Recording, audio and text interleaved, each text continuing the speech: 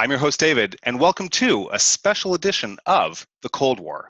Today, I'm joined by author Iain MacGregor, where he's going to be talking to us about his book, Checkpoint Charlie, The Cold War, the Berlin Wall, and the Most Dangerous Place on Earth. Good morning, Iain. How are you today? I'm very well. Thank you for having me on the podcast. It's a great pleasure, actually. I'm really glad that we could set this up and you could join us. Thank you. So you've written a book, Checkpoint Charlie, which covers, obviously, the Checkpoint Charlie being the sort of that key, most famous landmark along the Berlin Wall, Yes. built in the early 60s in the city of Berlin, of course. So you've written this book. You know what, let's start off. Tell us a little bit about yourself and about the book. Sure. So I've done. I present this book and the topic of the Cold War and the Berlin Wall to various high schools as well. So I have a presentation that I give that normally takes an hour, but what I've done is I've really compressed it down to a few slides to give your listeners and viewers a very small taster of who I am and what the book's about. Very quickly, my background is I'm a publisher. I've worked in the publishing industry since I left university. Prior to that, I come from a military background. My father was in the army, uncles, grandfathers, all that kind of thing, from as far back as the Victorian era all the way through to the modern day. And so I've obviously grown up with an appreciation of military history, and that's what I specialize in my day job. But Cold War-wise, my father did his R&R in Berlin, West Berlin, when he was in the British Army of the Rhine, as did two of my uncles. So I had an appreciation of that, and obviously I grew up as a student in the 80s, when you could say the Cold War with Reagan and before Gorbachev turned up was at its highest in terms of both sides going head to head with one another, aeroplanes getting shot out of the sky, that kind of thing, cruise missiles being installed in Europe. But I was lucky enough to go on a student exchange to Russia. So I was in Leningrad. I'd been camping as well, various camping trips with East German scouts when I was in the scout movement. So again, I had an appreciation of Eastern Europe. So that's what led me to, when I was doing my degree, I specialized in Central and Eastern Europe, modern European history. My dissertation was on the Prague Spring in the late 60s. And that's what led me to this. So I've always had a love of it. But from a professional perspective, what I've done here is, what you can see is these are some of the books and authors I work with. So obviously, on the left, we have Spitfire. That's been a big hit in the UK, and anything with Spitfire to a UK audience is manna from heaven, but that's been a huge bestseller in the UK. And then in terms of the Cold War, the last book I worked on was Crucible with Jonathan Themby, who again is a big media journalist in the UK and in the Far East. He's always on CNN and places like that. And that's a book about the pivotal years of 48-49, when the modern world as we see it today was created. So modern state of India, Pakistan, Israel was created. You have the Cold War starting up properly with the Berlin airlift, that kind of thing.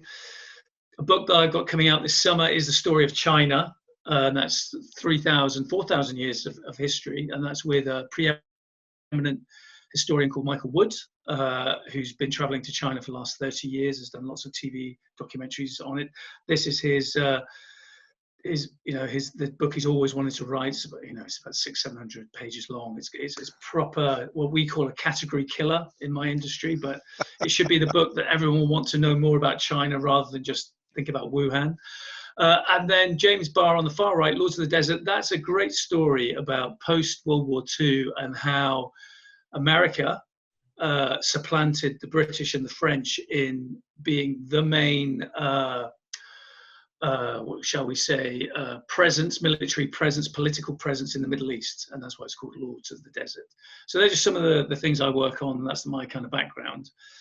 So Checkpoint Charlie, that's what it looks like today, as maybe a lot of your listeners and viewers have seen if they've been over to Berlin. It's a very normal, busy main thoroughfare with obviously the original, or a copy of the original sentry box, which has reenactors Funnily enough, the local authorities, which I'm glad they've done, have decided they're not going to allow reenactors to be there anymore. So people won't be able to have their photo taken, because to a lot of us, especially historians that have studied it, it's just a little bit of a joke, I think.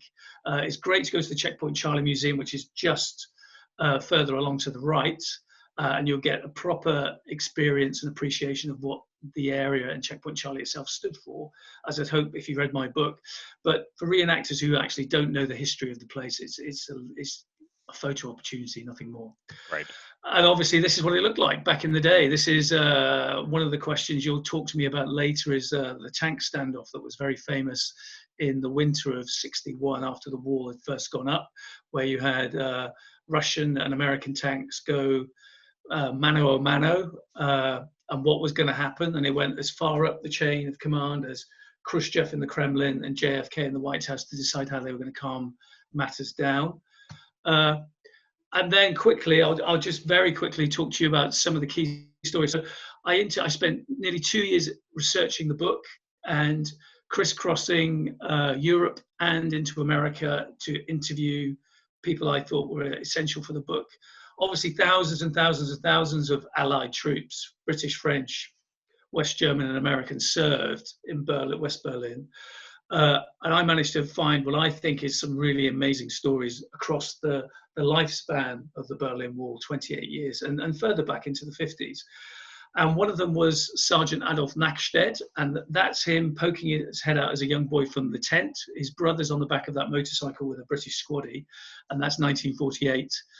Here's an amazing story. He's a German parentage who'd moved to America in the 20s because of the Depression. He was born in the Bronx.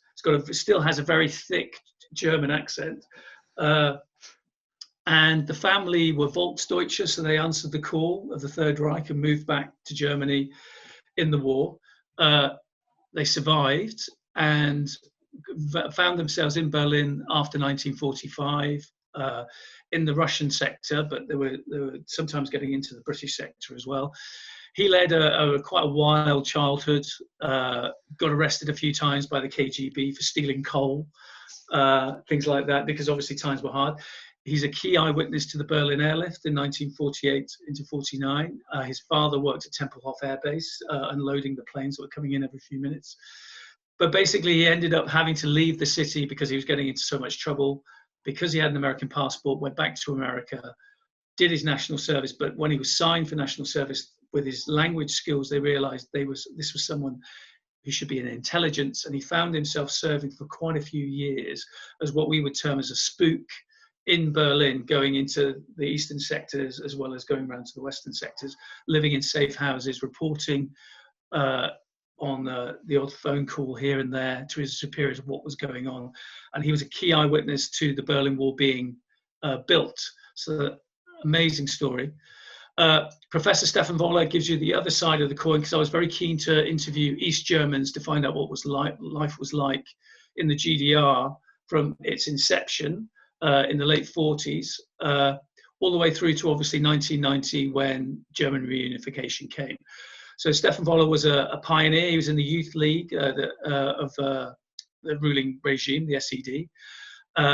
He's now director of an amazing museum on Museum Island, just off of Unter den Linden in the center of Berlin, the DDR Museum. Amazing museum, very interactive, very educational, been to it many times.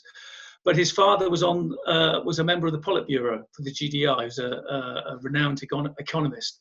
But the story I tell from Stephan is what was life like as a 10-year-old witnessing the wall going up and the tension that was all around him, to as he grew up and grew through the 28-year period of the wall, being a fan of the regime, being a student, being a very well-known and renowned student, to where he was allowed to go to Moscow to study, to get his doctorship, to then being a critic and going on the peace marches in the 80s and having very aggressive arguments with his father about what was wrong with the regime. And so when the regime toppled in 1989, 1990, he was in a perfect place to write the first proper academic story of the GDR and why it failed and how the reunified country was going to grow. And it was a bestseller. It was the country's first bestseller. Then Margit Hosseini and Günter Heinzel, two people again who have different views from different places on the wall, but both were victims, you could say, of the split in the city. Margit's father was a French diplomat who was working in the French Quarter, French sector after the war. And as a young girl going into being a teenager through the 50s, she witnessed the Berlin airlift, the state of the Russian sectors that she would travel in with her dad, the uprising in East Germany and East Berlin in 1953 that was viciously repressed by the Soviets. And then obviously the Berlin Wall going up. And then once the Berlin Wall went up, she witnessed other events such as the death of Peter Vechter, which is a very famous incident of a young boy being shot and killed by the guards trying to cross the death strip. And then also seeing JFK arrive in Berlin and give his famous speech. She witnessed all of that. So to have her in the book was fantastic. I mean, just a living witness to this iconic piece of history, or pieces of history. And then with Gunther, he was from an East German family. And again, he witnessed the wall going up as a young boy. And he was actually going on holiday to the West with his family. And so I tell the story from his perspective of how terrified they were to get back to East Germany once the wall had gone up, and the threats they had and the pressure they got from the authorities once they were back, because obviously with the GDR being the way it was, the paranoia that was, why are these people back? Are they spies? So he was under immense pressure. And then he rebelled at school as well. He was in high school and didn't want to live the way the authorities were saying, this is going to be the pathway to your life if you do X, Y, and Z, and that's it. There is nothing else for you. And he wanted a better life, so he was imprisoned. And once he had left, just before the wall went up, he decided to escape. And obviously by then it was easier to escape, to cross the sectors before the wall was established. So again, I got a nice perspective from him. And then the military police, I interviewed over 70 people, and I'd say at least 20 to 25 of them were from the various military police forces from France, Britain, and America. Tell some amazing tales. And again, some of the questions you've got, we'll talk about that in more detail. And then intelligence, again, we'll talk about that in some of your questions, but that was incredible. I was very lucky to talk to some members of the American stay behind special forces unit called Detachment A, and I tell their story of their inception when they started in the city, the kind of roles they played, and how no one really knew that much about them, but they were a dedicated unit that were there for many, many years, and their job was obviously to cause mayhem and chaos if the Warsaw Pact had invaded Western Europe and obviously taken West Berlin. And then the two gentlemen on your right are from the intelligence forces of Britain, who were part of Brixmis. And again, we can talk about them in some detail, but they were the reconnaissance units we used, the Allies used, the French had theirs, the Americans had theirs, of how we were allowed to go into the hinterland outside Berlin and check on what our counterparts were doing in the East German army and the Soviet army, and what technology they were using, what tactics they were using, what units were based there. And the Russians were doing the same with us in the West. And then reporting the GDR, which is always difficult. Like any communist country, they kept tabs, very close tabs, on anyone who was doing a journalistic job there. From left to right, 3 British reporters who are all famous in the UK and all had amazing stories. Mark Wood, who you see there asking a question in a typical East German official press conference. He was there in the 70s.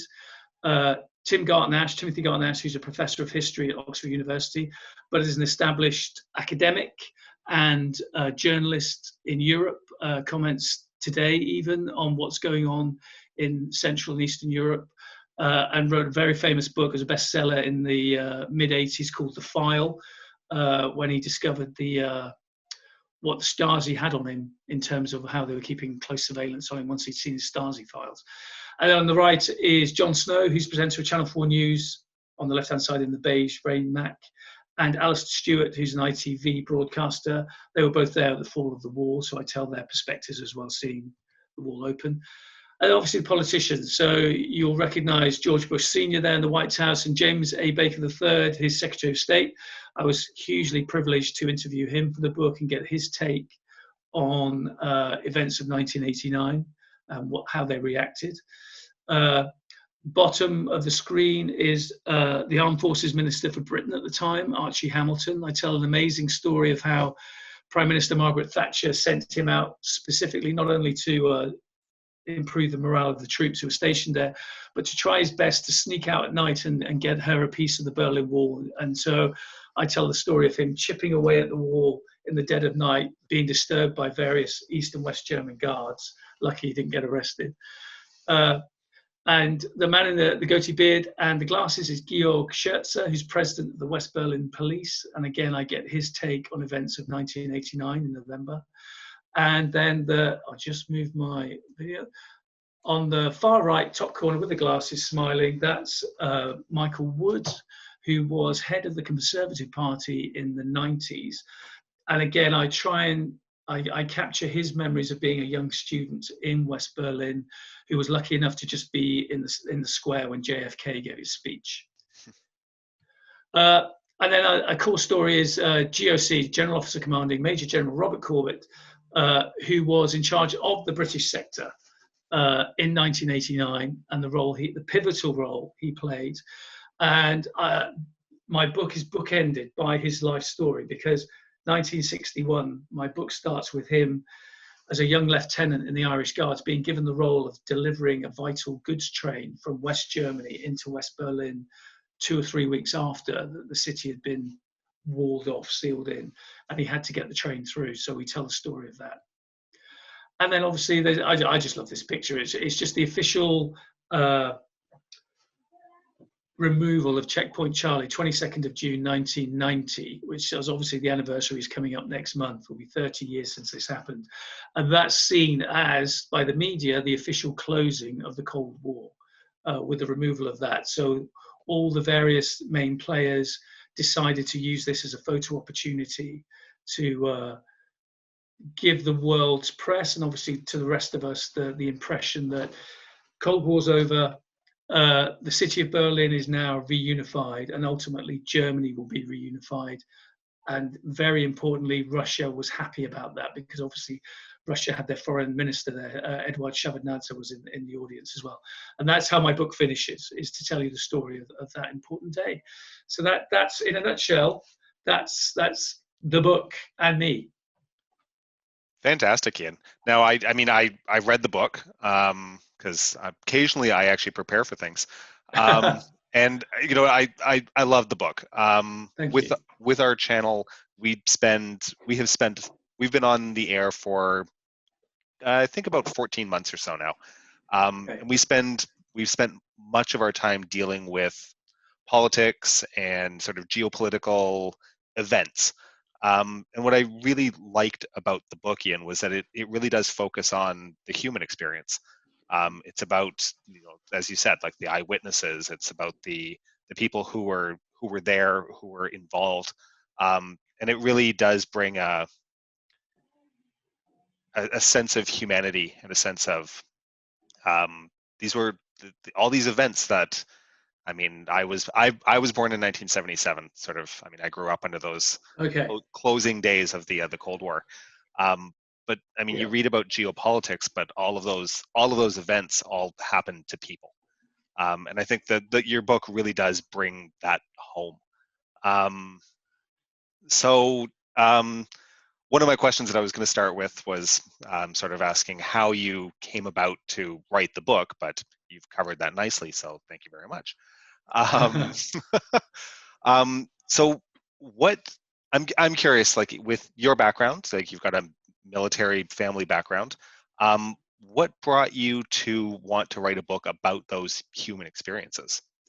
Well, I showed you some of the books I've published. I mean, in my day job, I've published a lot of history books over the years, and I've worked with a lot of authors, but generally my favorite type of book I like to work on and publish is oral history. And obviously if that person's still alive, even better, because there's no, and I say this to students that I talk to, there is no better source of material you can use if you're literally sitting in front of someone, or you're watching a recording of someone who's just been, excuse me, interviewed about the experiences they lived in the moment of history that you're studying or you want to study.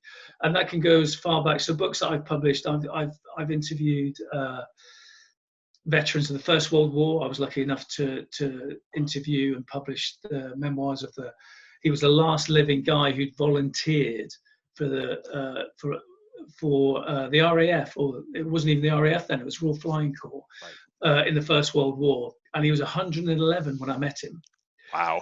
And we published his memoir. It was called Kitchener's Last Volunteer. It was a guy called Henry Allingham, and he died at 114. So obviously, I was so pleased to get his book out. But it's that kind of thing, and that's I've always wanted to publish those kind of books. One of the books I referred to earlier on, the Spitfire book, I'm so glad we published that book, and we managed to track down. And this is only 3 years ago. We tracked down 40 living Spitfire pilots that obviously had flown and fought in the Second World War. But by the time we published the book, 18 months later, there was only 3 of them left. So it's vital to do that. And so that's what led me with Checkpoint Charlie. It was the same thing. I just thought, while I still can, and obviously the age ranges, because of the lifespan of the Cold War and the lifespan of the Berlin Wall, you could interview a guy who's still alive, because I've met them. You could interview guys who are in their 90s who were pilots in the Berlin airlift in 1948, and you can still interview a guy who's my age, who was a conscript, maybe doing his national service, or a professional soldier who was on duty in West Berlin the night the wall came down in 1989, and he's in his early 50s. So that the whole age range is there for you, and that's what's fascinating. And then once you split that up, they can be military, they can be political, they can be just ordinary civilians like you and me, they can be media people. And it just gives you a very, what I was trying to do was give the reader who might not know Berlin a 360-degree viewpoint of this is the city, whether you lived in the East or the West, whether you're a civilian or military, whether you tried to escape or you were satisfied with your lot and you wanted to live there and prosper. And then what they all thought, no matter who they were, what they all thought when the wall came down. So it just gives the reader lots of different viewpoints, and then they can decide for themselves what they think, whether it was right or wrong. Excellent. That's so. No, and I think that was the plan. I think you've captured that really well, actually, and it's.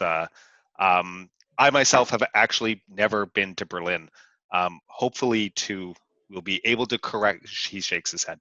Hopefully, we're able to correct that as soon as we're actually allowed to, leave our houses at some point. But I thoroughly recommend it. It's my favorite city in Europe, without question. And one of the bonuses of doing a book like this was it allowed me to. I mean, I went several times to Berlin to interview people, and it's just a great city. I mean, it's living history everywhere. I like my history interest. I did a history degree, but it was very much the Second World War. But there's always very much bleed over from the end of the war into the start of the Cold War. Yeah. And Berlin's always been this city that I've found absolutely fascinating, of course, because it starts with, it's as a sort of a 20th century, an interest in 20th century history. There's a lot of bleed over, and one thing obviously leads into another. It's a city that I really do feel terrible that I haven't made it to yet, but we will. I promise to our viewers we will fix that, and we'll get there for some on-site filming and recording of a lot of the things that I'd like to actually be able to talk to you about. So it's everywhere you go. I mean, we stayed very quickly. I'd stayed in various places around the city, but the last trip I did, I took my family over. So I have 2 young children, and I just wanted to show to them, well, this is where your dad's been going the last 2 years. They're on their school holidays, so we went over, and they're studying. They're 13 now, so they're studying parts of the Second World War. So they know about, obviously, Adolf Hitler and the Nazis and that kind of thing. So I made sure I took them to, and it's like I was saying to you before, within a stone's throw of our hotel, we were walking through Checkpoint Charlie.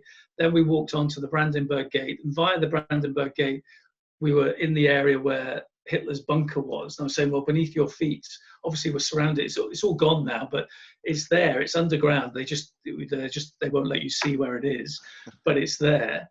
And then we're going to the Holocaust Museum. It's just literally take your pick. It's anywhere you go, you're going to see fantastic history. It's 200 years of history all within a few blocks, right? Yeah, exactly. It's amazing.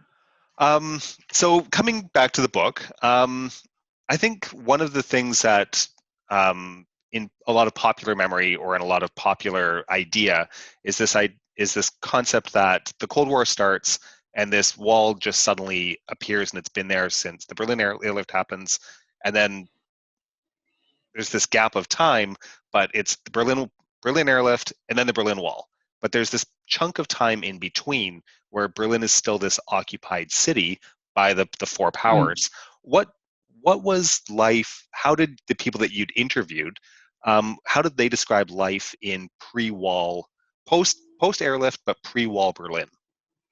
Depends where they live. The ones in the city. So there's two different answers to that. So in the city itself, on the western side, money's pouring in. So apart from the Berlin airlift, you've got the Marshall Plan aid coming in as well. And West Germany was a beneficiary, probably one of the biggest beneficiaries of that, because obviously they had to restructure the country.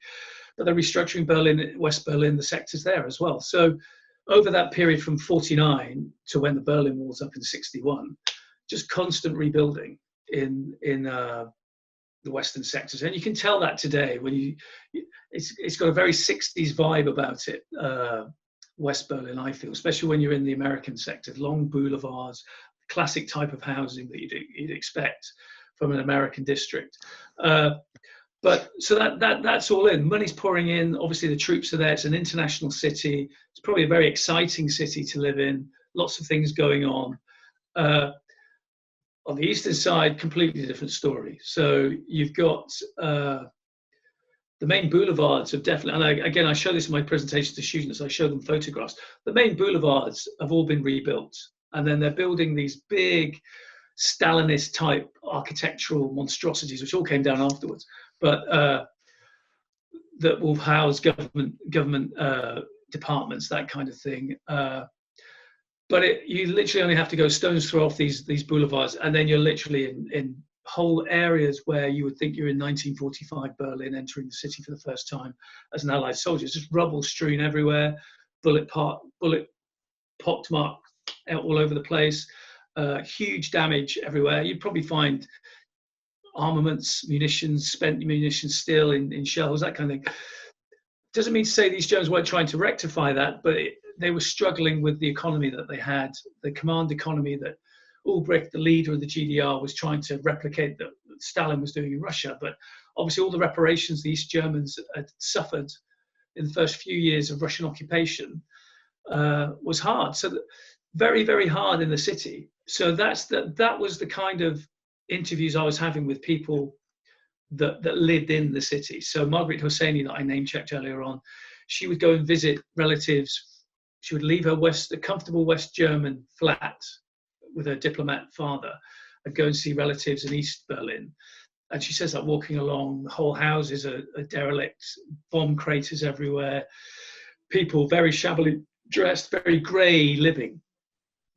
And then, but in the countryside, it did get better, depending where you were and how lucky you were, depending on what kind of Russian commandant was maybe in charge of your area, your town, or your village.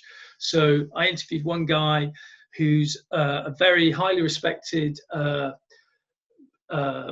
magazine journalist, newspaper journalist, and it's called Uli Jorges, and he writes for Stern magazine now.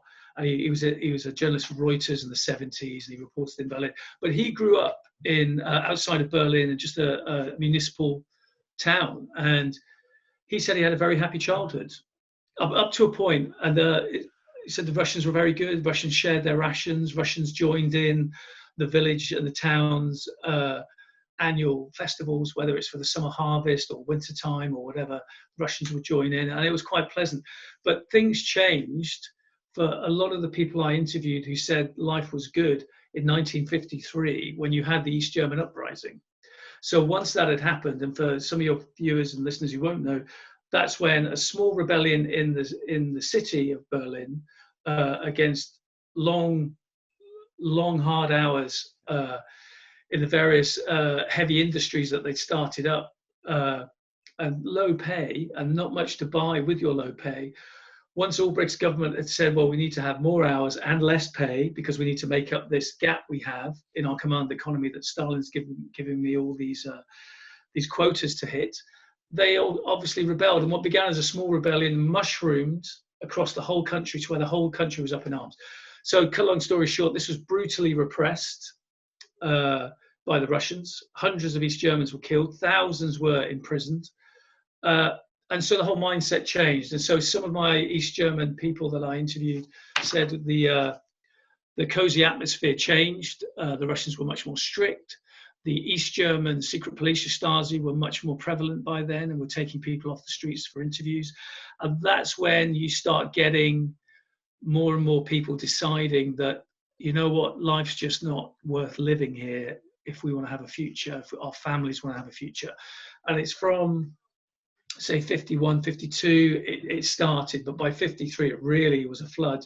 That's when East Germans were just picking up their bags and finding a way out to get out of East Germany, to cross over to West Germany.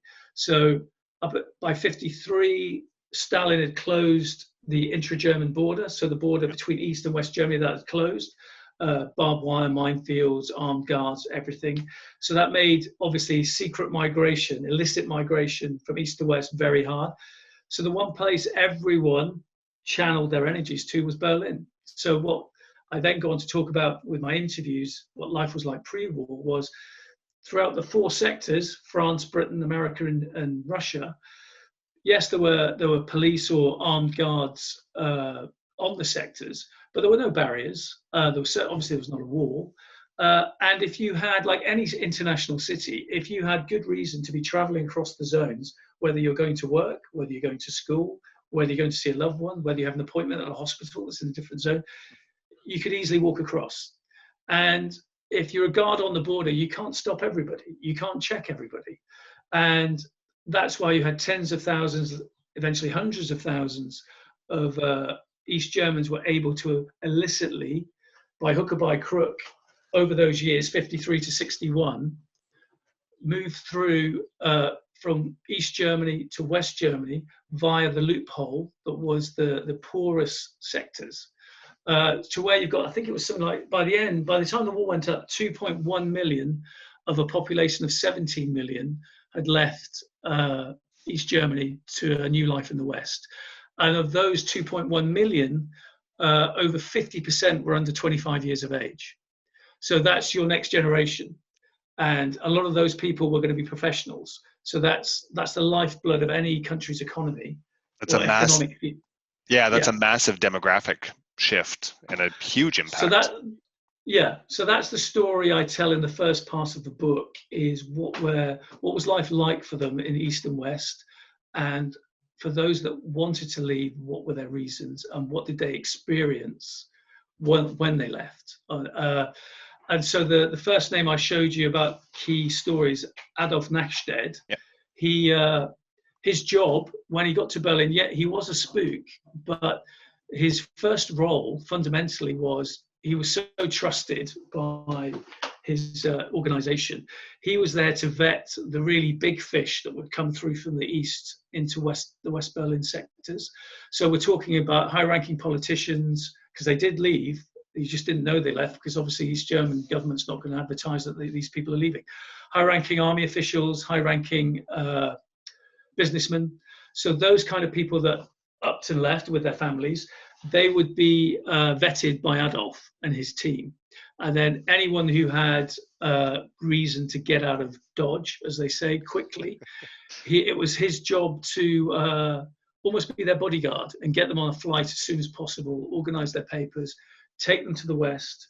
And then they went to a special camp in northern Germany that the US military had set up. It was the 513th Intelligence Regiment. And that's what Adolphe belonged to. And that's where they were processed. So if you skip to when the wall was built, there's a very famous shot, which you'll know of the East German guard who jumps over the barbed wire, Conrad Schumann. And he's just a low-level sentry. But that famous photo's on posters, T-shirts, tea towels, everywhere. It has been for years and years and years. But Adolphe Nash was his bodyguard the whole time he was in West Berlin. Okay. Because the authorities were convinced the Stasi would try and assassinate him because his photograph had gone all the way around the world within hours. It was a big prize to try and get him back. So the American intelligence was convinced that he was either going to get kidnapped or killed. So Adolphe stayed with him to the point where I think Adolphe drove him to a menswear store at midnight and opened it up especially so they could kit him out in civilian wear before they took him out of the city.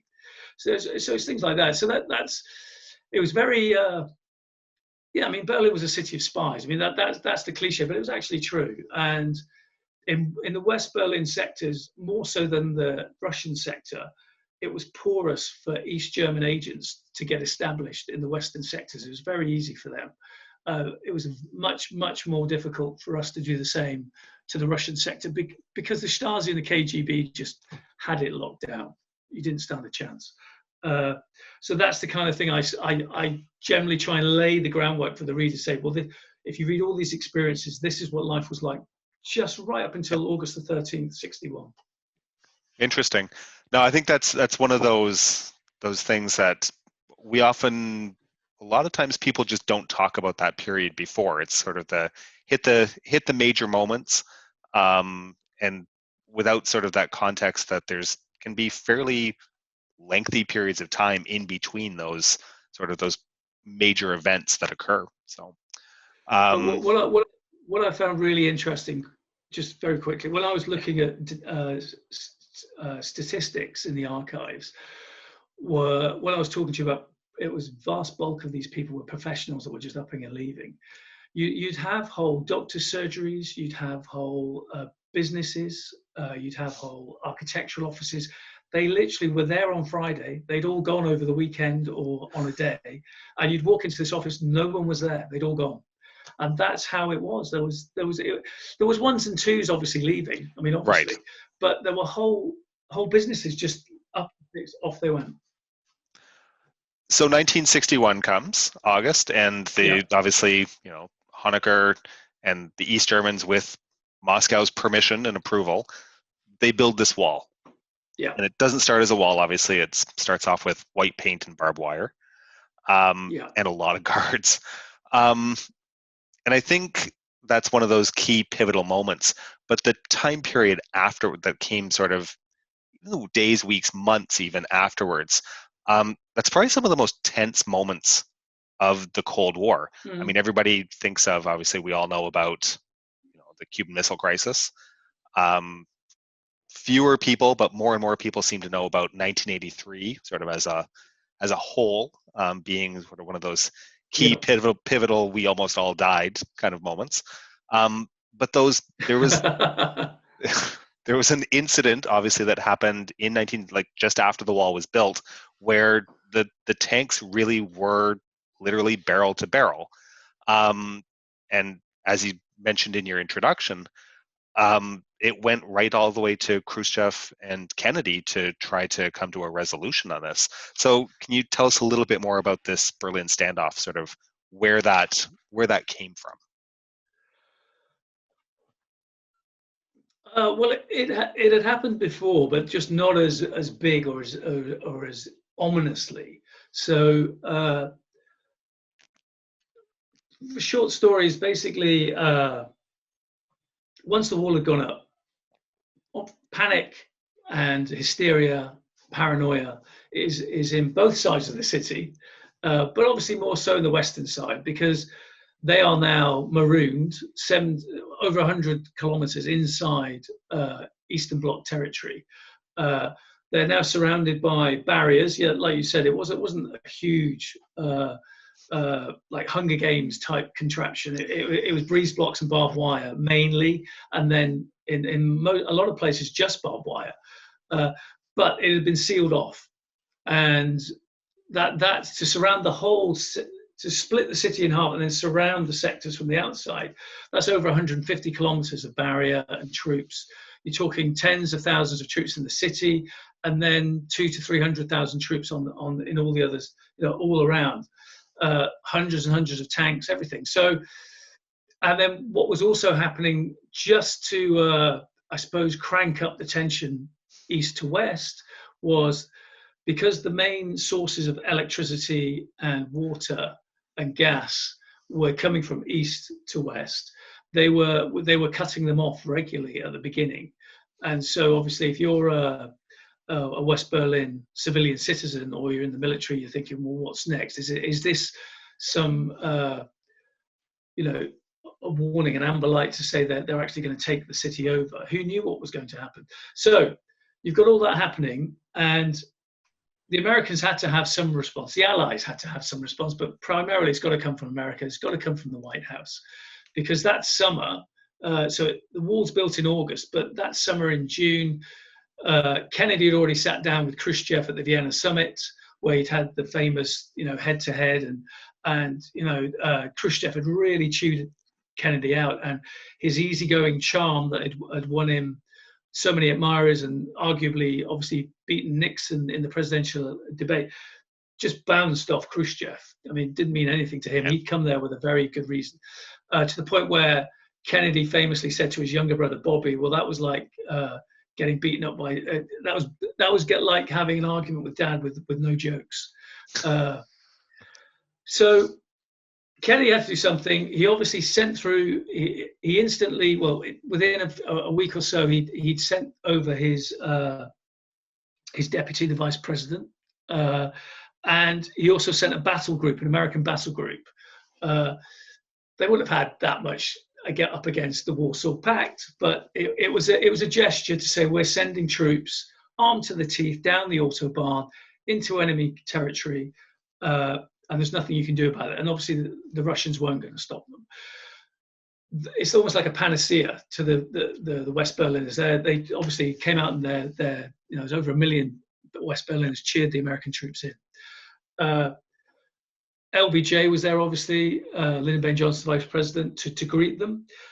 But then they also, I think, to crank the pressure up even more, was they sent in the hero of the Berlin airlift, General Lucius Clay. He'd been the guy that successfully made sure that West Berlin didn't fall during the blockade of 48-49.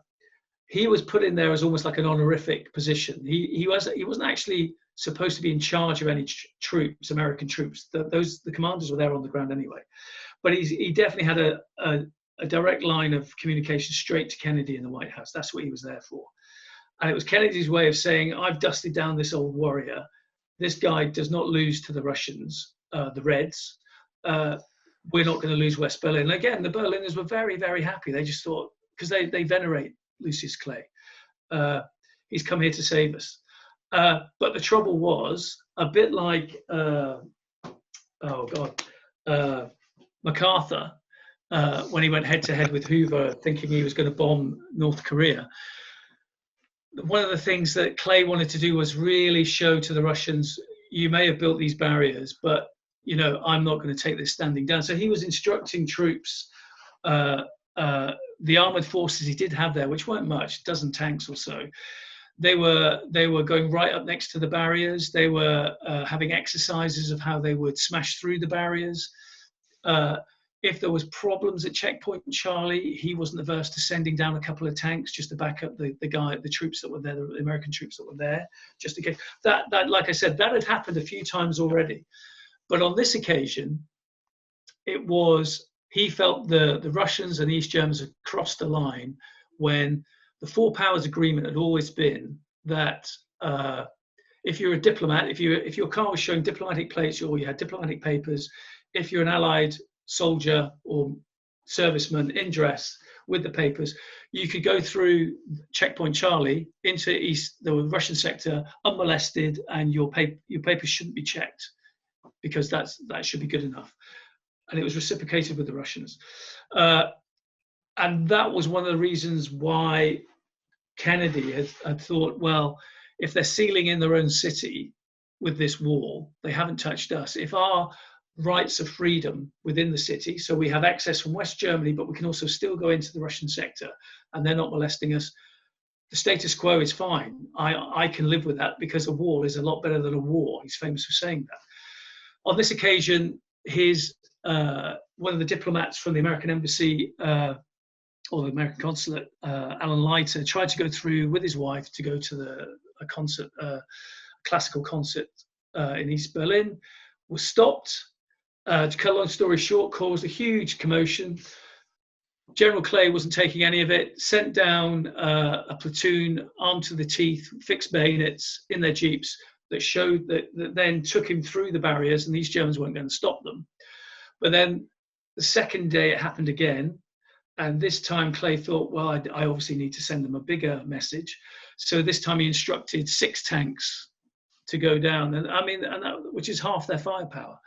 Obviously the French and the British knew what was happening. They were in full agreement. I just don't think he expected the Russians to then say, well, you know, we're going to match your 6 tanks, and we've got 18 of them parked around the corner as well. And so again, to cut a long story short, this escalated until obviously the world's press are watching. It becomes like almost gunfight at the OK Corral, and forces around the world being put on standby, whether, you know, Air Force, navies, armies, they're all on standby. And so that's why I was saying earlier, this ended up going right up to Khrushchev and Kennedy to try and calm this down.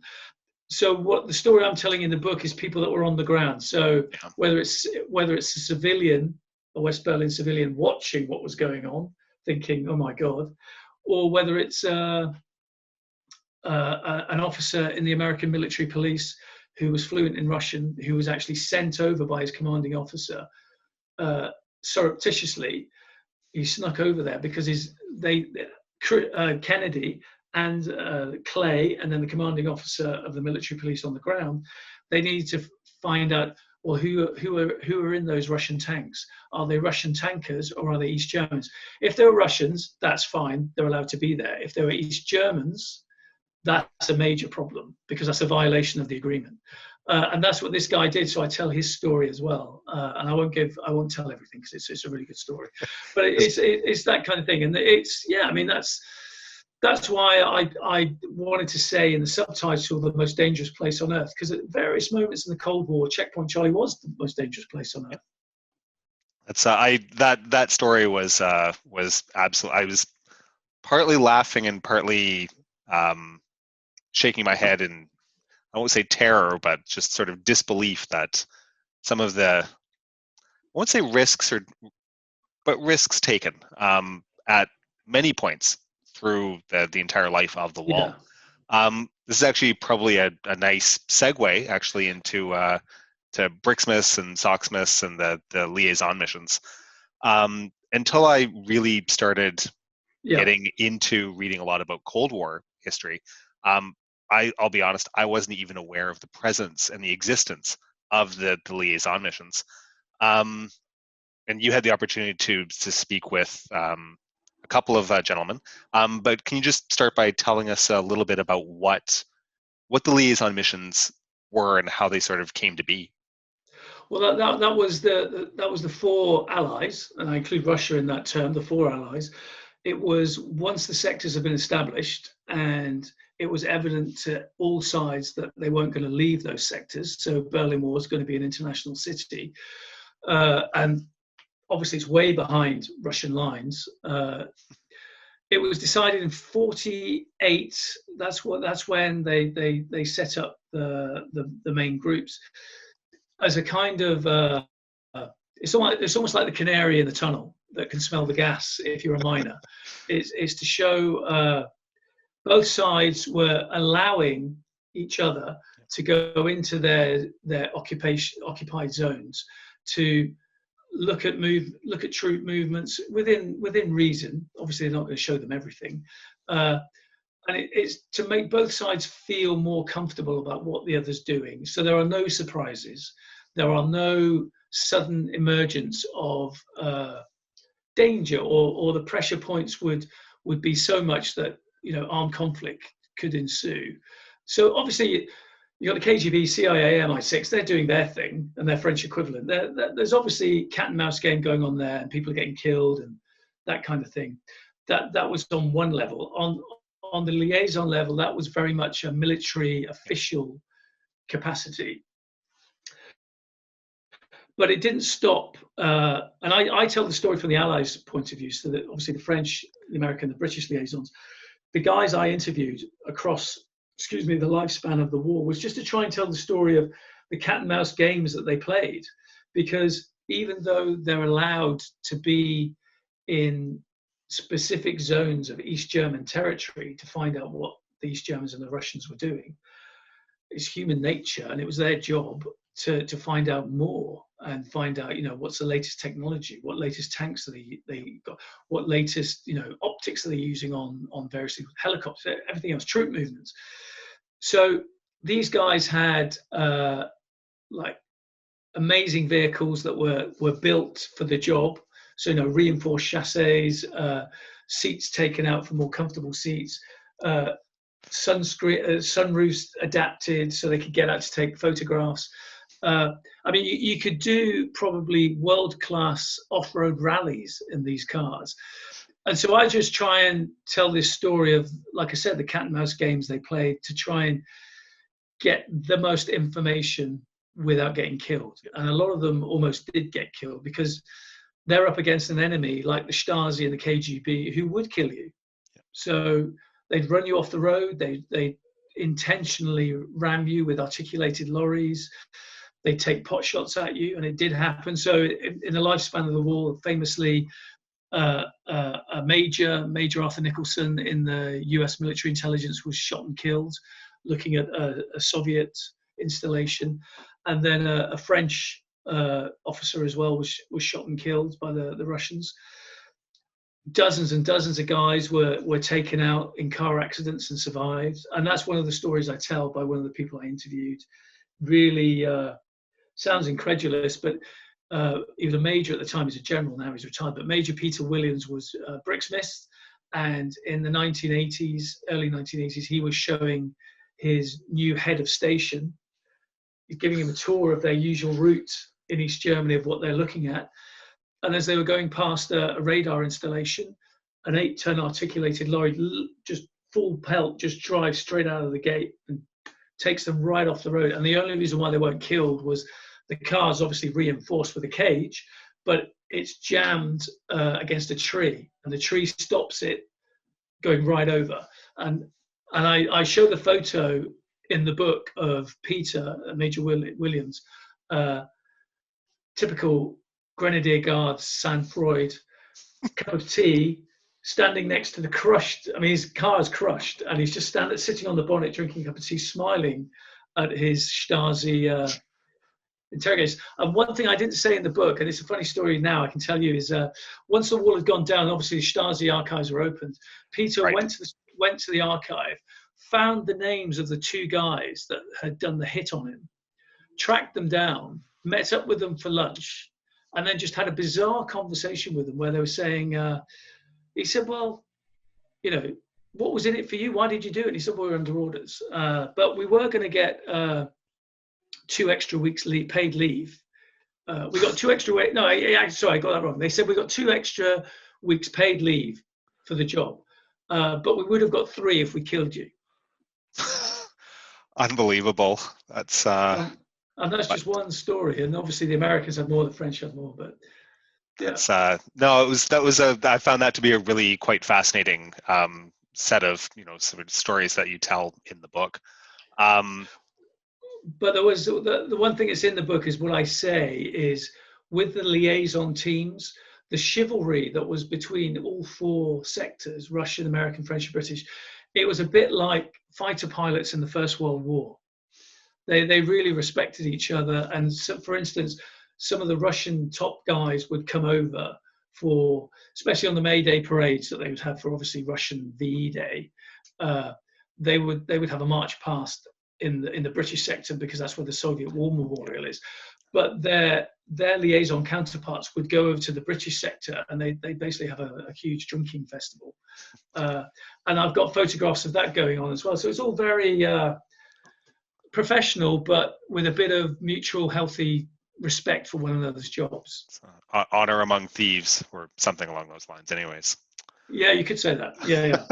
Now, did you have the opportunity to actually to speak with any of the SOCSMIS members, like from the Soviet liaison missions, or? Was that a more difficult sort of task for you? It was, yeah, it was quite impossible, actually. There was the French, and it happens sometimes. It's the French. I couldn't interview any French liaison mission guys. They just didn't want to talk. And excuse me, it was the same with Socksmith as well. What I did was just try and find any academic or books that academic papers or books that had been written to try and get some information from them. But say, for instance, I had fresh interviews with all the guys that were involved from the American side when Major Arthur Nicholson was killed. I interviewed his CO, I interviewed the guys that picked up his body, that took him back on the plane. I interviewed the guys that were there for the autopsy, that kind of thing. Couldn't get anyone else. So sometimes that happens. One side will just clam up, and it's a shame because it imbalances the story. But then you just got to go with what you can, really. That's, well, between people who may not want to talk about it or may still be under orders not to be able to talk about it. It's what you can do, right? Yeah, exactly. You can only do what you can. So one of the big things in the book that you talk about, obviously, and that lots of people know about, and there's lots of interest right now, I think, especially about it, is escapes, crossing after the wall has been built, and crossing. Both the unsuccessful ones, and you've mentioned Peter Fechter, was quite well known. Gunter Litvin, I think his name was, a young gentleman who was trying to swim the spree. But there's also he was the first. I was just going to say, sorry to interrupt. He was the first person shot and killed. Yeah. So between unsuccessful escapes and then the successful escapes, and that's tunneling, that's escaping in the boot of a car. There's all kinds of really, some ingenious, some just plain lucky, some audacious. Was it easy to find people who wanted to talk about that, or was it lots of people that just want to sort of put that behind them, and that was 30, 40, 50 years ago, and we're done with that? No, not really. All the people that I talk to, depends which statistic you look at in the archives. Some statistics will say it was 5,000 to 7,500 people tried to escape through the Berlin Wall over its 28 years. Some say 10,000. A lot of the military guys I talk to tend to believe it was about 10,000 trying to escape. And quite a few got through. Obviously, especially in the early days, lots got through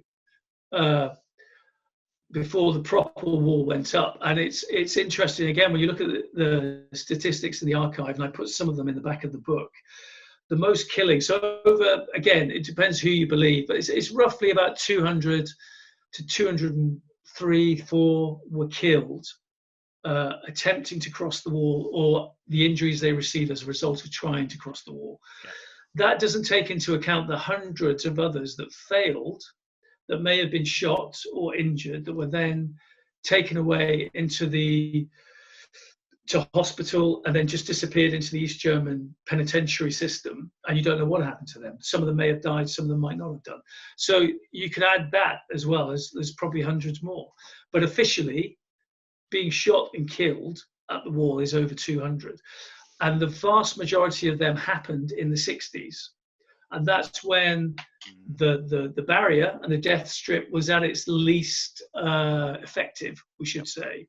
So detection rates. So obviously the first couple of years, again, which I talk about in the book, the East German authorities reacted as we would react. It's horrible to bring it down to this analogy, but if you have mice in the house, if you see a hole, you block the hole. Yep. And then suddenly they're getting out somewhere else, so you block that hole. Yep. And that's kind of what the Berlin Wall was like. The barriers were like in the first few years for the authorities. They'd obviously set up the barriers. In some places, like I said, it was breeze blocks. In most places, it was barbed wire with armed guards. Obviously, those armed guards are going to shoot to kill. And that was very evident when the first one was, Gunter Litvin. But what they then had to establish was they started looking at what they had in terms of barriers, thinking, okay, what's our next step? So they're going to create a barrier between east and west. So they were clever in the fact that they built the barrier a few hundred yards inside East German territory anyway. So the Allies couldn't go into East German territory to knock down the wall. And so obviously between the barrier and the western sectors, you've now got the zone which became what we call the death strip. And they then built another wall there. So you've got two barriers. You've got the existing old barrier and the new wall. That was the first generation wall. Then the next step is to clear everything to create that death strip. And so your viewers and listeners might have seen, if they go on YouTube, and they'll see the pictures of the old lady hanging from the window ledge, and the Stasi agents are trying to pull her in. Yeah. And the West Berlins are trying to pull her down, because those were buildings that were right on the French sector. And then you jump out the window from the east and you're into the west. Eventually that would be cleared. But that took years. So in the 60s, that's when the most escapes were tried, where it's physically trying to get across land, without tunneling. They tunneled again. I suppose the most famous one is Tunnel 29. So the numbers refer to how many people got out. So I think there's a Tunnel 57, which is a really good story too. But Tunnel 29 is really famous at the moment over in the UK. It's just been dramatised on BBC Radio, and it's a podcast. And so I'd recommend people listen to that. It is a fantastic podcast. I listen to it. I'm a big podcast person myself. Me too. And I sort of go through, try to sort of listen one episode a week kind of thing. And that was one that I came to after it had been completed, but I listened to it straight through. That was a one shot sort of deal. So it's fantastic. Interestingly, the Berlin-based researcher they used to make that podcast was my researcher for my book. So she's amazing. She's fantastic. She works mainly for BBC Radio, but a friend of a friend. I mean, she's a friend of mine now, but she was introduced to me because she really helped me with the Stasi archives and a few interviews as well. But so then tunnels. But there was all manners of ways they tried to do the first again, and they tried to crash through it in trucks and cars, like you just said. They tried to hide in boots.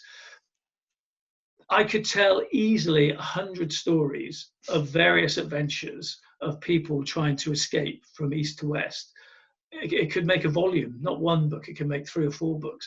So all I was trying to do was take every chapter is just taking the story further along until you get to 1989.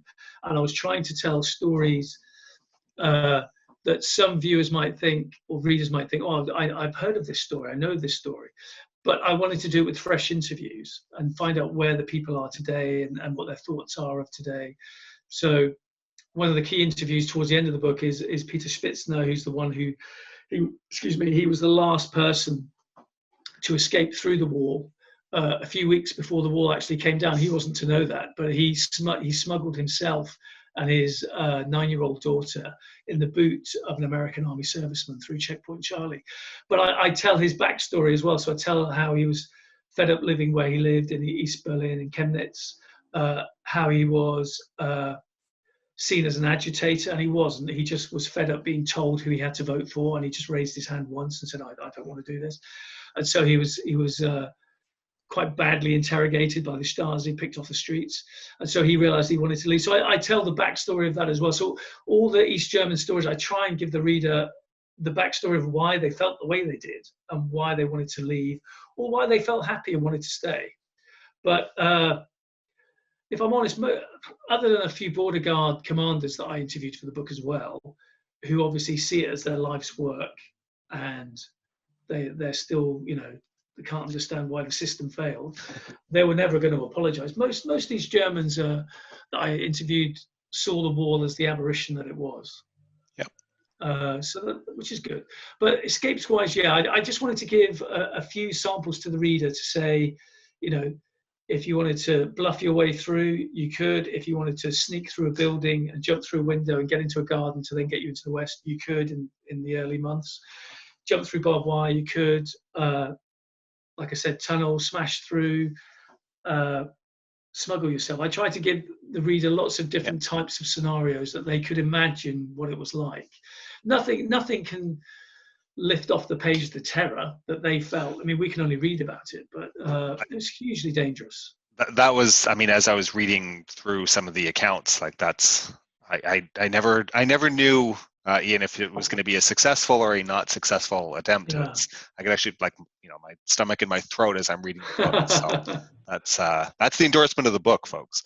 So 1989, November, there's a change in leadership in the DDR. Honecker is sort of forced out, and Egon Krenz takes over, head of the SED. And one sort of botched press conference on the night of November 9th, and everything comes crashing down. Like, there's House of Cards. Yeah, completely. It's decades worth of work and terror, and it's all completely, I mean, in some cases literally up in smoke in a matter of hours. And I don't necessarily want to get into sort of the details of how a press conference, sort of ended the Cold War, which it did. But sort of, in your opinion, Iain, because you've done obviously tons of research, you've spoken with tons of people, in sort of your thought and your opinion, without that press conference, could the wall have stayed, or was it a doomed endeavor by the sort of the late 80s? I was going to say, I'm putting you on the spot. There's no no. I don't answers. mind. I don't mind. No, I'm asked that question a lot. I gave a school presentation on Zoom last week, and I was asked a similar question. It's funny. It's just my opinion. It's like, I'm glad you said that. I'm just basing it on what people have said to me, and and obviously I've read lots and lots of books and studied it as well. But and I was a student. I was in my last year of my degree when all this happened. But there's several reasons. But Przewalski, who gave the famous or infamous press conference, he's the fall guy. He's the patsy. The wall was going to fall, and they were going to make that announcement the day after. So it was going to be said. As soon as you say to this trapped population that has been for 40 odd years, whose new generation, who are in their 20s, mid to late 20s, who are the ones that are really banging on the cage saying, we want out, we want freedom, we want travel. And they were the ones over that previous summer of 89. They're the ones that are with their own feet, and they're driving. Thousands of them in their Trabants are driving down to the Hungarian border. Well, they're going via either Czechoslovakia or Hungary to get into Austria to then find freedom. So there was a drip, drip, drip effect. The writing's on the wall. And then even if you go further back than that, and you talk about, say, which really kind of kick-started the civil disobedience across the Eastern Bloc, you've got Solidarity in Poland. So that was really the starting gun, I think, for the end of the communist bloc. Maybe not Russia, no one knew that would happen, but definitely the communist bloc. Then you've got Chernobyl, which sets off a chain reaction within Russia itself of, this is going to cost us, which has probably cost them in the long run, billions of dollars to fix. And the hit to their economy and the hit to the Communist Party's prestige of being this all-seeing, all-knowing, all-wise benefactor to the Soviet and people and the Communist bloc itself. They were seen for what they were, incompetent gangsters, you could say. You could argue if you really felt that way. So that all led up to the summer of 89. And again, I think when Krenz took control after Honecker had been ousted, that's the first time. And I got this because there was an interview I did, which I couldn't get in the book because it came too late. But I'd been tracking this guy for the best part of 2 years, and he finally said, I'll be interviewed. But by the time I interviewed him, the book's written, and it was off to the press. He was the last interior minister of the GDR, Dirk Bachmann. And he took over once Milke, Erich Milke, dreaded and infamous Gestapo-type guy who had run the Stasi since the 50s. But this guy, Bachmann, much more of the generation that wants change. still obviously wants the regime to be in charge because he thinks it's a thing for the good of the people, the country. Doesn't want the GDR obviously to fall, thinks that's a good thing. But he's rational, he's empathetic to the needs of the population. And he was he'd been head of various departments within the Stasi. He was a lifelong career policeman. And he was given the role by Krenz to be head of the interior. And obviously it only lasted a matter of months before he lost his job as well. But he's the young guard. Krenz is the young guard. You might not see it that way, but he is. And these guys see the state, the health of the country as it was. It's in hock to Western banks for loans. Its economy's in tatters. There's nothing to buy in the shops. What do they pay the armed forces? All this pressure's coming. And then obviously, just before Honecker was ousted, Gorbachev comes to help them celebrate the 40th anniversary of the GDR and says, oh, by the way, boys, you're on your own. You can't get any more help from me. I've got to sort out my own country.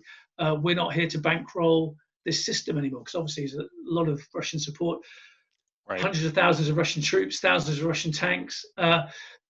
Fundamentally, I think there was once the war was opened and after the press conference, like I said, that was going to happen anyway. It would have happened, could have happened the day after, the week after, it would have happened. But then it's a case of, do you violently repress it or don't you? And again, other things came into play. Krenz was never going to do that. He wasn't that type of guy. Equally, he'd seen what the Chinese had done in Tiananmen Square the same year. He wasn't going to be renowned for go down in history as that kind of guy. There were others in the regime, like Milka, for instance, that were keen to get either the elite Stasi motorized battalions, or there was a special unit called Service Unit 9, or the Air Assault Brigades, who are a bit like Detachment A, to go in and sort them out. But common sense prevailed, and people like Dirk Bachmann, who were in charge of the Interior Ministry, was like, well, this isn't going to happen.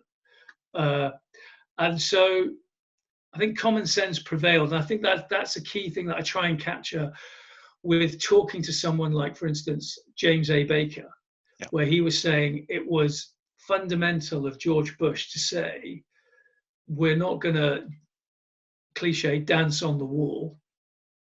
It's not our job to crow that we've won the Cold War. We've got to try and settle this and make sure it's done in a very peaceful way. And again, that's where a few of the stories towards the end of the book of people that were on the ground, whether they were military or civilian or political, came into play to try and make sure that things didn't get out of control. So one of the stories I tell is of Robert Corbett, who I mentioned at the start, who was in charge of the British sector. He was fundamental, pivotal in talking down the Russian guards who were guarding inside the British sector, the Russian War Memorial. And their compound was surrounded by West German civilians. And these kids, obviously they're Russian consulate, they didn't know what was happening. For all they know, they might be getting hung from a lamppost if they let these guys in. So their officer had said, lock and load. If they start coming over the fence, start shooting. And General Corbett had been told this, so he dashed over there in the middle of the night, got all these guards, he sat in the middle of their guard room and they were surrounding him.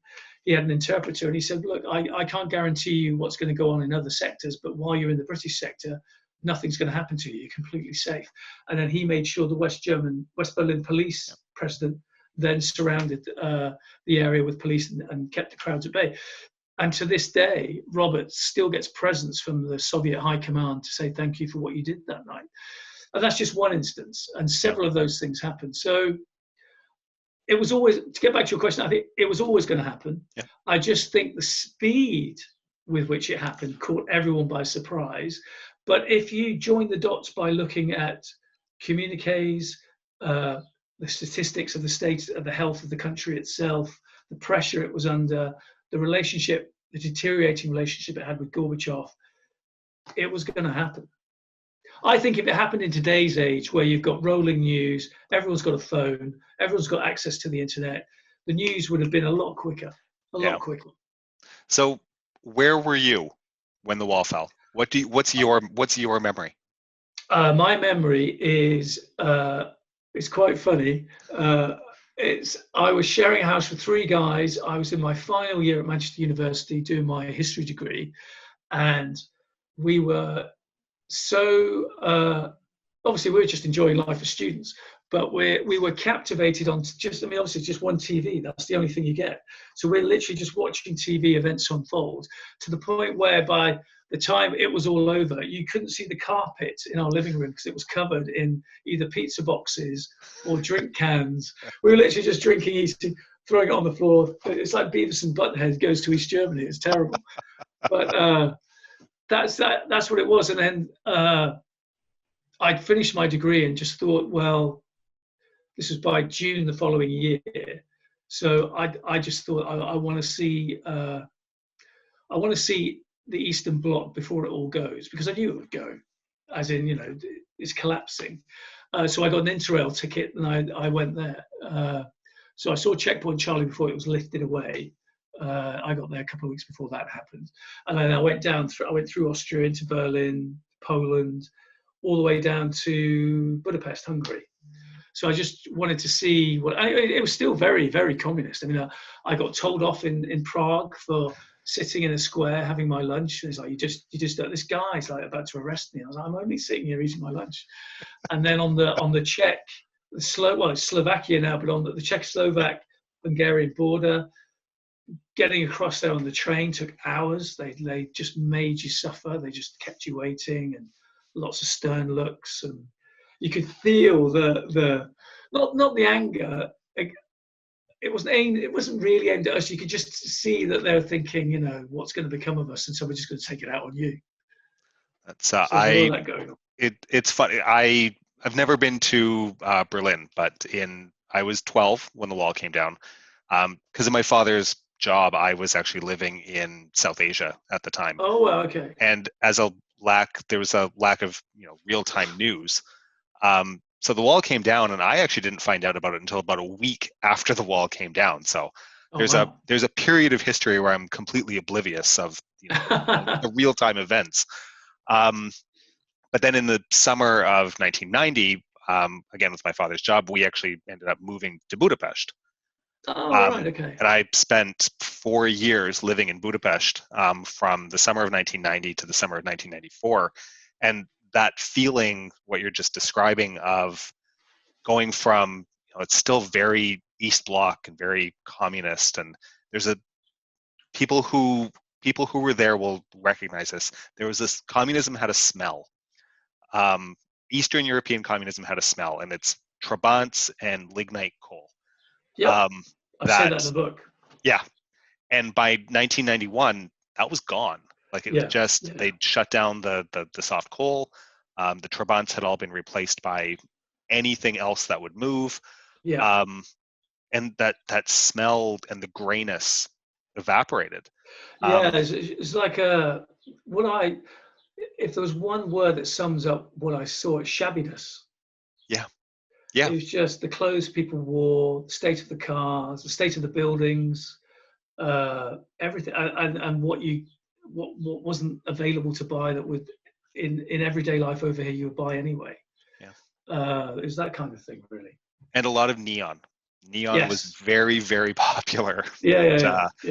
So yeah, that's it's funny that you mentioned that, because that's very much my personal recollection of that transition from sort of moving from East Bloc into, well, I won't comment on modern politics in Eastern Europe, because that's a whole other interview and a whole other book, I think. I was going to say it is. It's worrying, but it's I think it's Cold War Mark II going on. Well, it has been for years.